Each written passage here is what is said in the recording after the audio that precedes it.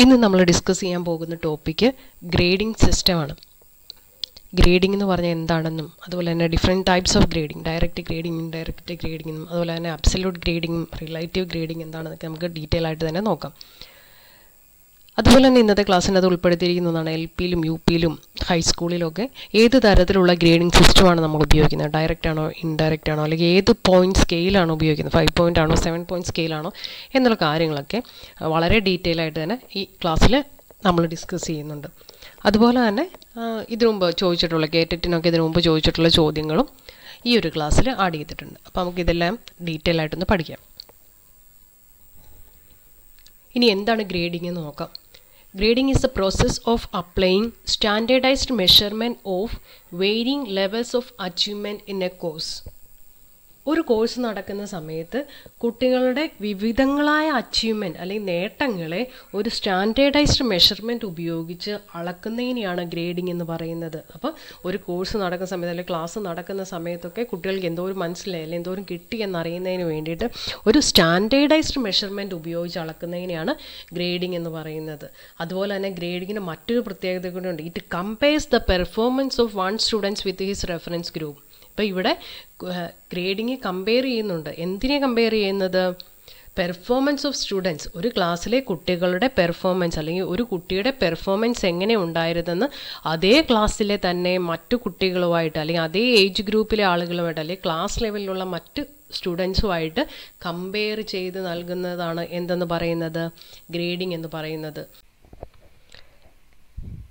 Educationalists suggest that grading system can avoid the drawbacks of marking system. അപ്പം marking സിസ്റ്റവുമായി ബന്ധപ്പെട്ട് നടക്കുന്ന ചില ഡ്രോബാക്സുകളെയൊക്കെ അവോയ്ഡ് ചെയ്യാനായിട്ട് ഗ്രേഡിംഗ് സിസ്റ്റത്തിന് പറ്റുന്നുണ്ട്. അതായത് ഒരു പേപ്പർ അല്ലെ ആൻസർ ഷീറ്റ് മൂല്യനിർണ്ണയം ചെയ്യുന്ന സമയത്തൊക്കെ ചില മിസ്റ്റേക്കുകളൊക്കെ വരാറുണ്ട് അല്ലേ. ചില ടീച്ചേഴ്സ് ഭയങ്കര ലിബറലായിട്ട് മാർക്ക് തരുന്നവരായിരിക്കും, ചിലർ ഭയങ്കര പിടിച്ച് മാർക്ക് ഇടുന്നവരായിരിക്കും. അപ്പം ഈ ഒരു ബിഹേവിയർ കുട്ടികളുടെ മാർക്കിനെ വല്ലാതെ അഫക്റ്റ് ചെയ്യാറുണ്ട്. അതല്ലെങ്കിൽ ചില സമയത്ത് ആ പേപ്പർ നോക്കുന്ന സമയത്തുള്ള ടീച്ചറിൻ്റെ മാനസികാവസ്ഥ, അപ്പം ചിലപ്പം അത് മാർക്ക് കൂടാനും കുറയാനും ഒക്കെ കാരണമാകുന്നുണ്ട്. അപ്പം ഇങ്ങനെയുള്ള പ്രോബ്ലംസ് എല്ലാം സോൾവ് ചെയ്യാനായിട്ട് അവോയ്ഡ് ചെയ്യാനായിട്ട് ഈ ഗ്രേഡിംഗ് സിസ്റ്റത്തിന് പറ്റും. പിന്നെ വരുന്ന ഒരു വലിയ മിസ്റ്റേക്ക് എന്ന് പറയുന്നതാണ് കൂട്ടിയെടുക്കുമ്പോൾ, അപ്പോൾ മാർക്ക് നമ്മൾ സൈഡിലൊക്കെ എഴുതി കൂട്ടിയെടുക്കുന്ന സമയത്ത് വരാവുന്ന മിസ്റ്റേക്കുകൾ. അപ്പം അങ്ങനെ ഉണ്ടാകുന്ന ആ ഒരു പ്രശ്നത്തിനെ ഒരു പരിധിവരെ അവോയ്ഡ് ചെയ്യാനായിട്ട് ഗ്രേഡിംഗ് സിസ്റ്റത്തിന് പറ്റുന്നുണ്ട്. അതുപോലെ തന്നെ പ്രധാനപ്പെട്ട മറ്റൊരു പ്രശ്നമാണ് കുട്ടികളുടെ മാനസിക പ്രശ്നം എന്ന് പറയുന്നത്. അതായത് 1-2 മാർക്കിൻ്റെ വ്യത്യാസത്തിൽ ടോപ്പ് സ്കോറൊക്കെ നഷ്ടപ്പെടുമ്പോൾ കുട്ടികളുടെ ഇടയിലും അല്ലെ പേരൻസിൻ്റെ ഇടയിലൊക്കെ ഒരു മത്സര ബുദ്ധി ഉണ്ടാകാറുണ്ട് അല്ലേ. അവന് കൂടുതൽ കിട്ടി, എന്തുകൊണ്ട് നിനക്ക് കിട്ടിയില്ല. അപ്പോൾ അങ്ങനെ വരുമ്പോൾ കുട്ടികൾക്കും പേരൻസിനും ഒക്കെ ഒരു എന്താ പറയുന്ന ഒരു മാനസിക പ്രശ്നം ഉണ്ടാകും. അപ്പോൾ ഇങ്ങനെയുള്ള പ്രശ്നങ്ങളെല്ലാം ഒഴിവാക്കാൻ പറ്റും. ഇവിടെ ആകുമ്പോൾ നമ്മൾ എന്താ ചെയ്യുന്നത്, ഗ്രേഡിംഗ് സിസ്റ്റത്തിൽ ഇപ്പോൾ 90 മുതൽ 100 വരെ മാർക്ക്, അതിൻ്റെ ഇടയിൽ മാർക്ക് കിട്ടിയ എല്ലാവർക്കും A ഗ്രേഡ് കൊടുക്കും. അപ്പോൾ ആ ഏറ്റവും ടോപ്പായിട്ടുള്ള കുട്ടികളെല്ലാം ഒരേ ഗ്രൂപ്പിൽ പെടുന്നു. അപ്പോൾ ഒരേ ഗ്രൂപ്പിൽ വരുമ്പോൾ എല്ലാവർക്കും A ഗ്രേഡ് കിട്ടി, അല്ലെങ്കിൽ ടോപ്പ് സ്കോറേഴ്സിനെല്ലാം A ഗ്രേഡ് കിട്ടി. അപ്പോൾ അവിടെ എന്ന് പറയുമ്പോൾ ഒരു കുട്ടികൾ തമ്മിലൊരു കോമ്പറ്റീഷൻ ഒരിക്കലും ഉണ്ടാകുന്നില്ല, അല്ലെങ്കിൽ അവർ തമ്മിലുള്ള കോമ്പറ്റീഷൻ എന്ന് പറയുന്നത് ഒരു ഹെൽത്തി കോമ്പറ്റീഷൻ ആയിരിക്കും. അപ്പോൾ അങ്ങനെ ഒരു തലം വരെ നമുക്ക് ഈ കുട്ടികളുടെ മാനസിക പ്രശ്നം, അപ്പോൾ മാർക്ക് കിട്ടുമ്പോൾ ഉണ്ടാകുന്ന ആ ഒരു മാനസിക പ്രശ്നം നമുക്കൊരു പരിധി വരെ അവോയ്ഡ് ചെയ്യാനായിട്ട് പറ്റുന്നുണ്ട്. പിന്നെ ഗ്രേഡിങ്ങിനാണ് ഏറ്റവും കൂടുതൽ more valid, reliable and comprehensive, ഏറ്റവും കൂടുതൽ സാധ്യതയുള്ളതും വിശ്വസനീയമായതും സമഗ്രമായതും.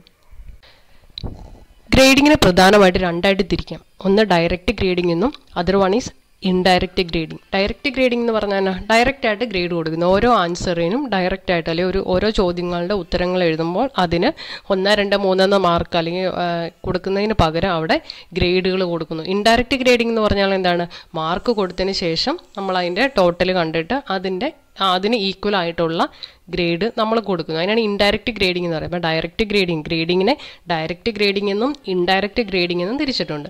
വീണ്ടും ഇൻഡയറക്റ്റ് ഗ്രേഡിങ്ങിനെ അബ്സല്യൂട്ട് ഗ്രേഡിംഗ് എന്നും റിലേറ്റീവ് ഗ്രേഡിംഗ് എന്നും വീണ്ടും 2ആയിട്ട് തിരിച്ചിരിക്കുന്നു. ഇൻഡയറക്റ്റ് ഗ്രേഡിങ്ങിനെ അബ്സല്യൂട്ട് ഗ്രേഡിംഗ് എന്നും റിലേറ്റീവ് ഗ്രേഡിംഗ് എന്നും 2ആയിട്ട് തിരിച്ചിട്ടുണ്ട്. അതെന്താണ് നമുക്ക് നോക്കാം. Direct grading. Each answer is graded with the letters A, B, C, D and grade points are given to each letters. ഇവിടെ ഓരോ ഉത്തരത്തിനും ഗ്രേഡ് നൽകുന്നത്. അപ്പോൾ നമ്മൾ പരീക്ഷ ഇടുമ്പോൾ 1, 2, 3, 4 എന്ന് പറയുന്ന 4-5 ക്വസ്റ്റ്യൻ ഉണ്ടെങ്കിൽ ആദ്യത്തെ ചോദ്യത്തിന് എത്ര മാർക്ക് കിട്ടിയെന്നതിന് എ ഗ്രേഡ് അല്ലെങ്കിൽ ബി ഗ്രേഡ് ഇടുന്നു. രണ്ടാമത്തെ ചോദ്യത്തിന് എത്ര മാർക്ക് കിട്ടിയെന്ന് എ ഗ്രേഡ് അല്ലെങ്കിൽ ബി ഗ്രേഡ് സി ഗ്രേഡ് അതിൽ ഏത് ഗ്രേഡാണെന്ന് വെച്ചാൽ കൊടുക്കുന്നു. അപ്പോൾ ഈ കൊടുക്കുന്ന ഗ്രേഡിനെല്ലാം കൃത്യമായ ഒരു ഗ്രേഡ് പോയിന്റ് ഉണ്ടായിരിക്കും. അതായത് ഒന്നാമത്തെ ക്വസ്റ്റ്യൻ്റെ 4 പോയിന്റ്സ് എഴുതിയിട്ടുണ്ടെങ്കിൽ ആ ക്വസ്റ്റ്യന് എ ഗ്രേഡ്, അല്ലെങ്കിൽ 3 പോയിന്റ്സ് 4 പോയിന്റ്സ് ആകെയുണ്ട് അതിൽ 3 പോയിന്റ്സ് കുട്ടി എഴുതിയിട്ടുള്ളെങ്കിൽ കുട്ടിക്ക് എന്ത് കൊടുക്കും? ബി ഗ്രേഡ് കൊടുക്കും. അങ്ങനെ കുട്ടി എഴുതിയേക്കുന്നത്, അപ്പോൾ ഒരു എസ് എ എഴുതിയേക്കുന്നെങ്കിലോ, അപ്പോൾ എസ് എക്കായിട്ട് ഗ്രേഡ് പോയിന്റ് കൊടുത്തേക്കുന്നത് ഇപ്പോൾ 10 ഗ്രേഡ് പോയിന്റുകളാണെന്ന് വിചാരിക്കുക. അപ്പോൾ 10 എണ്ണം എഴുതിയ കുട്ടികൾക്ക് എ ഗ്രേഡ് കൊടുക്കും. ഒരു 7 എണ്ണം അതിൻ്റെ താഴത്തേക്ക് എഴുതിയേക്കുന്ന കുട്ടികൾക്ക് ബി ഗ്രേഡ് കൊടുക്കും. ഒരു 5 എണ്ണം അതിൻ്റെ താഴത്തേക്ക് എഴുതിയവർക്ക് എന്ത് കൊടുക്കും? സി ഗ്രേഡ് കൊടുക്കും. അപ്പോൾ കുട്ടികൾ എഴുതിയിരിക്കുന്ന ആൻസറിനെ ബേസ് ചെയ്ത് അല്ലെങ്കിൽ അതിലെ ഗ്രേഡ് പോയിന്റ്സിനെ ബേസ് ചെയ്തായിരിക്കും ഡയറക്റ്റ് ഗ്രേഡിങ്ങിൽ ഗ്രേഡ് പോയിന്റ് കൊടുക്കുന്നത്. അതുപോലെ തന്നെ മറ്റൊരു പ്രധാനപ്പെട്ട കാര്യം എന്ന് പറയുന്നത് ഈ ഗ്രേഡ് പോയിന്റുകളെല്ലാം എല്ലാത്തിൻ്റെയും കൂടെ ബേസിൽ ഓരോ ചോദ്യത്തിനും കൊടുത്തിരിക്കുന്ന ഗ്രേഡ് പോയിന്റ്സിൻ്റെ ബേസിൽ ഒരു ടോട്ടൽ ഗ്രേഡും കുട്ടികൾക്ക് കിട്ടുന്നുണ്ട്. ഇതെല്ലാം സംഭവിക്കുന്ന എവിടെയാണ്? ഡയറക്റ്റ് ഗ്രേഡിങ്ങിലാണ്. അപ്പോൾ ഇന്ന് നമ്മുടെ സ്കൂളുകളിലൊക്കെ നടക്കുന്നത് ഡയറക്റ്റ് ഗ്രേഡിംഗ് ആണ്. LP-യിലും UP-യിലും ഹൈസ്കൂളിലൊക്കെ നടക്കുന്നത് ഡയറക്റ്റ് ഗ്രേഡിംഗ് ആണ്. അതായത് ഓരോ ഉത്തരത്തിനും ഗ്രേഡ് കൊടുക്കുക ചെയ്യുന്നത്. നമ്മൾ പഠിക്കുന്നവരൊക്കെ ആകുമ്പോൾ നിങ്ങൾക്ക് അറിയാമായിരിക്കും. അപ്പോൾ ഈ ഗ്രേഡിങ്ങിലൊരു വ്യത്യാസമുള്ളത് LP സ്കൂളിലും UP സ്കൂളിലൊക്കെ 5 പോയിന്റ് ഗ്രേഡാണ്. അതായത് ABCDE എന്ന് പറയുന്ന ആ 5 പോയിന്റ് ബേസ് ചെയ്തിട്ടാണ് ഡയറക്റ്റ് ഗ്രേഡിങ് കൊടുക്കുന്നത്. ഹൈസ്കൂളിൽ വരുമ്പോഴത്തേക്ക് എങ്ങനെയാവും? 9 പോയിന്റ് ഡയറക്റ്റ് ഗ്രേഡിംഗ് ആണ്. 9 പോയിന്റ് ഗ്രേഡിംഗ് എന്ന് പറയുന്നുണ്ട് A+B, B+C, C+D, D+E എന്ന് പറയുന്ന 9 പോയിന്റ് ഡയറക്റ്റ് ഗ്രേഡാണ് ഹൈസ്കൂളിലൊക്കെ കൊടുക്കുന്നത്. അപ്പോൾ ക്ലിയർ ആയെന്ന് വിചാരിക്കുന്നു. ഡയറക്റ്റ് ഗ്രേഡിംഗ് എന്ന് പറഞ്ഞാൽ ഓരോ ആൻസറിനും ഡയറക്റ്റായിട്ട് ഗ്രേഡുകൾ നൽകുന്നു. Grading first marks are given, then these marks are converted into grade using 5, 7 or 9 point scale. ഇവിടെ ആദ്യം മാർക്കാണ്. ഓരോ ചോദ്യത്തിനും ഓരോ ഉത്തരത്തിനും നമ്മൾ എന്ത് കൊടുക്കും? മാർക്ക് കൊടുക്കും. എത്ര? 1 മാർക്ക്, 2 മാർക്ക്, 3 മാർക്ക് എന്ന് കൊടുക്കും. ആ മാർക്കുകളെല്ലാം കൂടെ കൂട്ടിയിട്ട് ആ ടോട്ടൽ കിട്ടുന്ന മാർക്കിനെ അത് വീണ്ടും നമ്മൾ ഗ്രേഡ് പോയിന്റ്സിലേക്ക് കൺവേർട്ട് ചെയ്യുന്നു. അതാണ് ഇൻഡയറക്റ്റ് ഗ്രേഡിങ്ങിനകത്ത് നടക്കുന്നത്. അപ്പോൾ ഇൻഡയറക്റ്റ് ഗ്രേഡിങ്ങിൽ മാർക്ക് കൊടുക്കുന്നു, മാർക്കിനെ കൺവേർട്ട് ചെയ്ത് ഗ്രേഡ് ആക്കുന്നു. ഡയറക്റ്റ് ഗ്രേഡിങ്ങിൽ ഓരോന്നിനും നമ്മൾ ഡയറക്റ്റായിട്ട് ഗ്രേഡ് കൊടുക്കുന്നു. ആ ഗ്രേഡിനെ എല്ലാം കൂടെ ടോട്ടൽ ചെയ്ത് നമ്മൾ വീണ്ടും ഗ്രേഡ് തന്നെയാണ് കൊടുക്കുന്നത്. അപ്പോൾ ഇൻഡയറക്റ്റ് ഗ്രേഡിങ്ങിനെ വീണ്ടും 2ആയിട്ട് തിരിച്ചിട്ടുണ്ട്. അബ്സല്യൂട്ട് ഗ്രേഡിംഗ് എന്നും റിലേറ്റീവ് ഗ്രേഡിംഗ് എന്നും. അബ്സല്യൂട്ട് ഗ്രേഡിങ്ങിൽ the range for grades are fixed or predetermined. അപ്പോൾ കോഴ്സ് തുടങ്ങുന്നതിന് മുമ്പ് തന്നെ നിശ്ചിത പരിധി നിർണ്ണയിച്ചുകൊണ്ട് നടത്തുന്ന ഗ്രേഡിംഗ് സമ്പ്രദായത്തിനെയാണ് അബ്സല്യൂട്ട് ഗ്രേഡിംഗ് എന്ന് പറയുന്നത്. അതായത് ഒരു കോഴ്സ് തുടങ്ങുന്ന സമയത്ത് അല്ലെങ്കിൽ ഈ ഗ്രേഡ് എങ്ങനെ കൊടുക്കണം എന്നുള്ള കാര്യത്തിന് അതിൻ്റെ റേഞ്ച്, ഏത് റേഞ്ചിൻ്റെ ഇടയ്ക്ക് ഏതൊക്കെ മാർക്ക് കിട്ടുന്നതിൻ്റെ ഇടയിലുള്ള കുട്ടികൾക്ക് ഏത് ഗ്രേഡ് കൊടുക്കണമെന്ന് നേരത്തെ തന്നെ തീരുമാനിച്ചിട്ടുണ്ടായിരിക്കും. അതിനെയാണ് അബ്സല്യൂട്ട് ഗ്രേഡിംഗ് എന്ന് പറയുന്നത്. അപ്പോൾ ഇവിടെ ഒരു എക്സാമ്പിൾ തന്നിട്ടുണ്ട്. ഒരു 5 പോയിന്റ് സ്കെയിൽ റേഞ്ചിൻ്റെ ആണെങ്കിൽ ദെൻ അത് 100-ൽ നടക്കുന്ന ഒരു പരീക്ഷയാണെങ്കിൽ 81 മുതൽ 100 വരെ മാർക്ക് കിട്ടുന്ന കുട്ടികൾക്ക് എ ഗ്രേഡ് കൊടുക്കാനും 61 മുതൽ 80 വരെ ടോട്ടൽ മാർക്കുള്ള കുട്ടികൾക്ക് ബി ഗ്രേഡ് കൊടുക്കാൻ, അല്ലെങ്കിൽ 41 മുതൽ 60 വരെയുള്ള മാർക്കുള്ളവർക്ക് സി ഗ്രേഡ് കൊടുക്കാൻ, 21 മുതൽ 40 വരെയുള്ള കുട്ടികൾക്ക് ഡി ഗ്രേഡും, അതുപോലെ തന്നെ 0 to 21 മാർക്ക് കിട്ടുന്നവർക്ക് ഇ ഗ്രേഡ് കൊടുക്കാനായിട്ട്. അപ്പോൾ ഇവിടെ ആ കിട്ടുന്ന മാർക്ക്, ഇന്ന മാർക്ക് മുതൽ ഇന്ന മാർക്ക് വരെ കിട്ടുന്ന ആളുകൾക്ക് ഈ ഗ്രേഡ് കൊടുക്കണമെന്ന് നേരത്തെ തന്നെ തീരുമാനിച്ചുറപ്പിച്ചിട്ടുണ്ടായിരിക്കും. അപ്പോൾ ഇങ്ങനെ തീരുമാനിച്ചുറപ്പിച്ച് പ്രീ ഫിക്സ്ഡ് ആയിട്ടുള്ള അല്ലെങ്കിൽ പ്രീ ഡിറ്റർമൈൻഡ് ആയിട്ടുള്ള ആ റേഞ്ചിൽ മാർക്ക് ഗ്രേഡ് കൊടുക്കുന്നതിനെയാണ് എന്തെന്ന് പറയുന്നത്? അബ്സല്യൂട്ട് ഗ്രേഡിംഗ് എന്ന് പറയുന്നത്. റിലേറ്റീവ് ഗ്രേഡിംഗ് എന്ന് പറഞ്ഞാൽ grades are given based on the student score compared to the others in the class.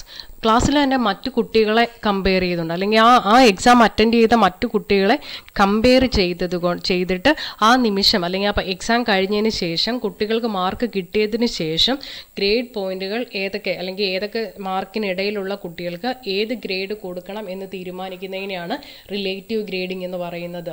അപ്പോൾ ഇവിടെ പ്രീ ഡിറ്റർമൈൻഡ് ആണോ? അല്ല. ഫിക്സ്ഡ് ആയിട്ടുള്ള ഓർമ്മയുണ്ടോ? ഇല്ല. ഇപ്പോൾ കുട്ടികൾക്ക് എത്ര മാർക്ക് കിട്ടി? ഇപ്പം ഒരു എക്സാമിന് ഏറ്റവും ടോപ്പ് കിട്ടിയ കുട്ടി എന്ന് പറയുന്നത് 80 മാർക്കുള്ള കുട്ടിയാണെന്ന് വിചാരിക്കുക. അപ്പോൾ അതിൻ്റെ അപ്പോൾ 80 മാർക്കുള്ള, അപ്പോൾ ആർക്കും എ ഗ്രേഡ് ഇല്ലാണ്ടായി പോകും. അബ്സല്യൂട്ട് ഗ്രേഡിംഗ് പ്രകാരമാണെങ്കിൽ ആർക്കും എ ഗ്രേഡ് ഇല്ലാണ്ട് വരും. കാരണം എന്നാ 81 മുതൽ 100 വരെയുള്ള മാർക്ക് ഉള്ള കുട്ടികൾക്കാണ് എന്ത് കൊടുക്കുന്നത്, എ ഗ്രേഡ് കൊടുക്കുന്നത്. പക്ഷേ റിലേറ്റീവ് ഗ്രേഡിങ്ങിൽ വരുമ്പോൾ ആ എൻ്റയർ പരീക്ഷ എഴുതിയിരിക്കുന്ന എത്ര കുട്ടികളുണ്ടോ ആ കുട്ടികളിൽ ഏറ്റവും കൂടുതൽ ടോപ്പ് മാർക്ക് വന്ന 10 കുട്ടികൾക്ക് ഏതാ എ ഗ്രേഡ് കൊടുക്കും. അത് കഴിഞ്ഞ് അതിൻ്റെ തൊട്ട് താഴെ വരുന്ന 25, അപ്പോൾ ആ ആദ്യത്തെ 10% മാറ്റി വെച്ചു, പിന്നത്തെ 25% മാർക്കുള്ള കുട്ടികളെ, പിന്നെ ടോപ്പ് വന്നേക്കുന്ന 25% കുട്ടികൾക്ക് ബി ഗ്രേഡ് കൊടുക്കുന്നു. അതിനുശേഷമുള്ള കുട്ടികൾ 30% കുട്ടികൾക്ക് സി ഗ്രേഡ് കൊടുക്കുന്നു. ഏറ്റവും താഴെ എക്സാമിന് ഏറ്റവും മോശമായിട്ട് എഴുതിയ 10% കുട്ടികൾക്ക് ഈ ഗ്രേഡ് കൊടുത്ത് തോൽപ്പിക്കുന്നു. അപ്പം ഇവിടെ എന്ന് പറയുന്നത് നിർബന്ധമായിട്ടും എങ്ങനെ 10% കുട്ടികൾ നിർബന്ധമായിട്ടും തോറ്റുപോയിരിക്കും, അല്ലെങ്കിൽ ടോപ്പ് കിട്ടിയാണ് ഏറ്റവും എങ്ങനെ മാർക്ക് വന്നാലും അന്നത്തെ പരീക്ഷയിൽ അന്നത്തെ പെർഫോമൻസിനെ ക്വസ്റ്റ്യൻ ചില പ്രാവശ്യം നമുക്കറിയാമല്ലോ അല്ലേ, ചില ക്വസ്റ്റ്യൻസ് ഭയങ്കര ടഫായിരിക്കും, ചിലപ്പം ഭയങ്കര ഈസി ആയിട്ടുള്ള ക്വസ്റ്റ്യൻസ് ആയിരിക്കും. അപ്പം ആ ക്വസ്റ്റ്യൻസിനെ ബേസ് ചെയ്ത് കുട്ടികൾക്ക് കിട്ടിയിരിക്കുന്ന മാർക്കിനെ ബേസ് ചെയ്തിട്ട് ആദ്യത്തെ 10% ആളുകളെ കിട്ടിയിരിക്കുന്ന മാർക്കിൽ ഏറ്റവും ടോപ്പ് കിട്ടിയിരിക്കുന്ന 10% ആളുകൾക്ക് എ ഗ്രേഡ് കൊടുക്കുന്നു. അപ്പോൾ ഇവിടെ എന്താ ചെയ്യുന്നത്, കുട്ടികളുടെ പെർഫോമൻസിനെ കമ്പയർ ചെയ്യുന്നു, മറ്റു പരീക്ഷ എഴുതിയ കുട്ടികളുടെ എല്ലാവരുടെയും കൂടെ പെർഫോമൻസിനെ കമ്പയർ ചെയ്തിട്ട് അവർക്ക് കിട്ടിയിരിക്കുന്ന മാർക്കിൻ്റെ ബേസിസിൽ എന്ത് കൊടുക്കുന്നു, ഗ്രേഡിങ് കൊടുക്കുന്നു. ഇപ്പം നമ്മുടെ എൻട്രൻസ് എക്സാം ഒക്കെ ആണെങ്കിൽ അറിയാമല്ലോ അല്ലേ, എൻട്രൻസ് എക്സാമിലാണെങ്കിലും മറ്റേ CBSE ഇപ്പോഴത്തെ എക്സാം നടക്കുന്നത് എങ്ങനെയാണ്, ചിലപ്പം നമ്മൾ ഓർക്കും കൊച്ചിന് 80 മാർക്ക് കിട്ടിയപ്പോൾ കൊച്ചിന് എ ഗ്രേഡ് കിട്ടിയിരിക്കുന്നു, 90 മാർക്ക് കിട്ടിയപ്പോഴും എ ഗ്രേഡ് കിട്ടിയിരിക്കുന്നു, ചിലപ്പോൾ 60 മാർക്ക് കിട്ടിയപ്പോഴും കൊച്ചിന് എ ഗ്രേഡ് കിട്ടിയിരിക്കുന്നു. അപ്പം ഇതെന്ന് പറയുന്നത് അപ്പം നമ്മൾ ഓർക്കൂലേ, ഇതെന്നാ 80 മാർക്കിന് എ ഗ്രേഡ്, 60 മാർക്കിന് എ ഗ്രേഡ്, ഇതെങ്ങനെ സംഭവിച്ചു, അല്ലെങ്കിൽ 90 മാർക്ക് കിട്ടിയപ്പോഴും എ ഗ്രേഡ്, 60 മാർക്ക് കിട്ടിയപ്പോഴും എ ഗ്രേഡ്, ഇതെങ്ങനെ സംഭവിച്ചു എന്നൊക്കെ നമ്മൾ ചിലപ്പോഴെങ്കിലും ചിന്തിച്ചിട്ടുണ്ടാകും. അപ്പോൾ ഇതിൻ്റെ ഒരു കാരണം എന്ന് പറയുന്നത് എന്താണ്, ആ പരീക്ഷ ഇപ്പോൾ 60 മാർക്കിന് എ ഗ്രേഡ് കിട്ടിയിരിക്കുന്ന പരീക്ഷ എങ്ങനെയായിരിക്കും, പരീക്ഷ എഴുതിയ എല്ലാ കുട്ടികൾക്കും ടഫായിരുന്നു, അതുകൊണ്ടാണ് 60 മാർക്ക് വന്നപ്പോഴും എ ഗ്രേഡ് തന്നെ വന്നത്. അപ്പോൾ ഈ 90 മാർക്ക് കിട്ടിയേക്കുന്ന കൊച്ചിന് എ ഗ്രേഡ് കിട്ടിയെങ്കിൽ എന്താണ്, അപ്പോൾ ആദ്യത്തെ പരീക്ഷ എഴുതിയതിൽ 10% ആളുകളിൽ ഈ കുട്ടി ഉൾപ്പെട്ടിട്ടുള്ളത് കൊണ്ടാണ് എന്ത്, ആ കുട്ടിക്ക് എ ഗ്രേഡ് കിട്ടിയിരിക്കുന്നത്. അപ്പോൾ ഇതെന്ന് പറയുന്നതിന് ആ എക്സാം എഴുതിയ ആളുകളെ കമ്പയർ ചെയ്തിട്ടാണ് ഇതിന് റിലേറ്റീവ് ഗ്രേഡിങ് കൊടുക്കുന്നത്. അപ്പോൾ നമ്മുടെ PSCയുടെ എക്സാം ആണെങ്കിൽ നമുക്കറിയാം അല്ലേ, കട്ട് ഓഫ് മാർക്കിൻ്റെ കാര്യം അങ്ങനെയല്ലേ, ചില ജില്ലകളിൽ കട്ട് ഓഫ് മാർക്ക് ഭയങ്കര കുറവായിരിക്കും, ചിലയിടത്ത് ഭയങ്കര കൂടുതലായിരിക്കും. അപ്പം ഇതെങ്ങനെ ഈ കട്ട് ഓഫ് മാർക്ക് തീരുമാനിക്കുന്നത് എങ്ങനെയാണ്, എഴുതിയേക്കുന്ന ആളുകളുടെ റിസൾട്ടിൻ്റെ അല്ലെങ്കിൽ അവരുടെ പെർഫോമൻസിനെ ബേസ് ചെയ്തിട്ടാണ് കട്ട് ഓഫ് മാർക്ക് തീരുമാനിക്കുന്നത്. ഇത് നേരത്തെ പരീക്ഷയ്ക്ക് മുമ്പ് തീരുമാനിക്കാറുണ്ടോ, ഇത്ര മാർക്ക് ആയിരിക്കും അടുത്ത PSC എക്സാമിൻ്റെ മാർക്ക്, അല്ലെങ്കിൽ അടുത്ത LP UPയുടെയോ അല്ലെങ്കിൽ HSCയുടെയോ മാർക്ക് എന്ന് പറയുന്നത്, അതിൻ്റെ കട്ട് ഓഫ് മാർക്ക് 50 മാർക്കായിരിക്കും എന്ന് നേരത്തെ പറയുന്നുണ്ടോ, ഒരിക്കലുമില്ല. പരീക്ഷ കഴിയുമ്പോൾ അതിൻ്റെ റിസൾട്ടിനെ ബേസ് ചെയ്തിട്ടാണ് കട്ട് ഓഫ് മാർക്ക് വരുന്നത്. അപ്പോൾ അതിനെയാണ് എന്തെന്ന് പറയുന്നത്, റിലേറ്റീവ് ഗ്രേഡിംഗ് എന്ന് പറയുന്നത്. അപ്പോൾ ഇവിടെ മറ്റു കുട്ടികളുടെ കമ്പയർ ചെയ്തിട്ട് മാർക്ക് കൊടുക്കുന്നതിന് റിലേറ്റീവ് ഗ്രേഡിംഗ് എന്ന് പറയുന്നു. അപ്പോൾ ഇന്നത്തെ ക്ലാസ്സിൽ നമ്മൾ എന്തൊക്കെയാണ് പഠിച്ചത്, എന്താണ് ഗ്രേഡിംഗ് എന്ന് പഠിച്ചു, ഇൻഡയറക്റ്റ് ഗ്രേഡിംഗ്, ഡയറക്റ്റ് ഗ്രേഡിങ്ങും ഇൻഡയറക്റ്റ് ഗ്രേഡിങ്ങും എന്താണെന്ന് പഠിച്ചു. ഇൻഡയറക്റ്റ് ഗ്രേഡിങ്ങിനെ വീണ്ടും രണ്ടായിട്ട് തിരിച്ചിട്ടുണ്ട്, അബ്സല്യൂട്ട് ഗ്രേഡിംഗ്, റിലേറ്റീവ് ഗ്രേഡിംഗ് തിരിച്ചിട്ടുണ്ട്. അപ്പോൾ നമുക്കിനി ഇതിനു മുമ്പ് ചോദിച്ചിട്ടുള്ള ചോദ്യങ്ങൾ ഏതൊക്കെയാണെന്ന് നോക്കാം.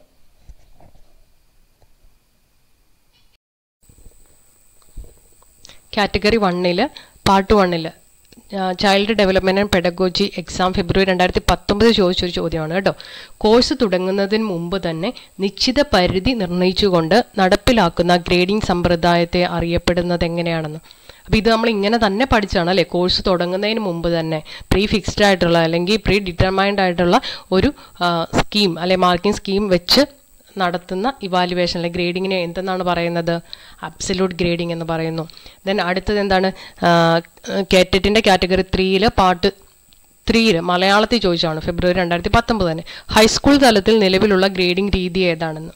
അപ്പോൾ ഏതായിരുന്നു, 5 പോയിന്റ് ഡയറക്റ്റ് ഗ്രേഡിംഗ് ആണ്. അപ്പം ഇതിൻ്റെ അത് 2 ഓപ്ഷൻ തന്നിട്ടുണ്ട്, 5 പോയിന്റ് ഡയറക്റ്റ് ഗ്രേഡിംഗെന്നും 5 പോയിന്റ് ഗ്രേഡിംഗെന്നും ഉണ്ട്. അപ്പോൾ എന്തായിരിക്കും ഉത്തരം, 5 പോയിന്റ് ഡയറക്റ്റ് ഗ്രേഡിംഗ്. ദെൻ കേറ്ററ്റിൻ്റെ കാറ്റഗറി 3 പാർട്ട് 3 ചോദിച്ച മാർക്സിൽ ചോദിച്ചൊരു ചോദ്യമാണ് ജൂൺ 2018 കേട്ടോ. The process of converting marks into grade, മാർക്കിനെ ഗ്രേഡിലോട്ട് കൺവേർട്ട് ചെയ്യുന്നതിന് എന്തെന്നാണ് പറയുന്നത്, absolute grading, direct grading, indirect grading, relative grading. ഇവിടെ നമുക്ക് ചെറിയ കൺഫ്യൂഷൻ വരാം അല്ലേ, എന്നാണ് ഡയറക്റ്റ് ഗ്രേഡിങ്ങും റിലേറ്റീവ് ഗ്രേഡിങ്ങും അല്ലെന്ന് നമുക്കറിയാം. പിന്നെ ഉള്ളത് അബ്സല്യൂട്ട് ഗ്രേഡിങ്ങും ഇൻഡയറക്റ്റ് ഗ്രേഡിങ്ങും ആണ്. ഇൻഡയറക്റ്റ് ഗ്രേഡിംഗ് എന്നുള്ളത് ശരി ഉത്തരവാണോ, ആണ്. പക്ഷേ ഇവിടെ ഏറ്റവും സ്യൂട്ടബിൾ ആയിട്ടുള്ള ഉത്തരം ഏതാണ്, അബ്സല്യൂട്ട് ഗ്രേഡിംഗ് ആണ് കേട്ടോ. ഇൻഡയറക്റ്റ് ഗ്രേഡിങ്ങിലെ അബ്സല്യൂട്ട് ഗ്രേഡിംഗ് ആണ് എന്ത് മാർക്കിനെ ഗ്രേഡിലോട്ട് കൺവേർട്ട് ചെയ്യുന്നത്. അപ്പോൾ ഇത്രയാണ് നമുക്ക് ഗ്രേഡിങ്ങുമായിട്ട് ബന്ധപ്പെട്ട് നമ്മൾ ഇന്ന് പഠിക്കുന്നത്. ദെൻ ഏതെങ്കിലും രീതിയിലുള്ള നിങ്ങൾക്ക് ഈ ടോപ്പിക്കുമായിട്ട് ബന്ധപ്പെട്ട എന്തെങ്കിലും സംശയങ്ങളൊക്കെ ആണെങ്കിൽ നിങ്ങൾ കമൻറ്റ് ചെയ്ത് ചോദിക്കണം. താങ്ക്